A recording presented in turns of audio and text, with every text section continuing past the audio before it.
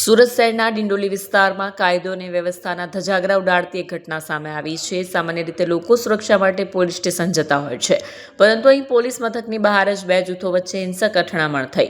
ડિંડોલી વિસ્તારમાં આવેલી બે સોસાયટીના યુવકો વચ્ચે જૂની અદાવત કે બોલાચાલીએ હિંસક સ્વરૂપ ધારણ કર્યું। જો કે નવાઈની વાત એ છે કે આ મારામારી પોલીસ સ્ટેશનના પટાંગણમાં અને તેની બહાર રોડ પર જ થઈ હતી, જેના કારણે પોલીસની હાજરીનો પણ આરોપીઓમાં ડર ન હોય તેવું ચિત્ર ઉપસ્યું છે। બનાવને લઈને પોલીસે દોડી જઈ मामलो ठाड़े पाड़ो हतो। मेरा नाम कुंदन मानसिंह राजपूत है। मैं इधर समाधान करने के लिए आया था। कल रात को झगड़ा हुआ था, उस हिसाब से समाधान करने आया था। बाकी पूरा लिखान वकील के हाथ से लिखान उखान करा के जमा करवा दिया पीएसओ में, और ये मेरा रिसीव कॉपी मैंने ले लिया है। उसके बाद हम लोग यहाँ पे खड़े थे चाय पीने के लिए।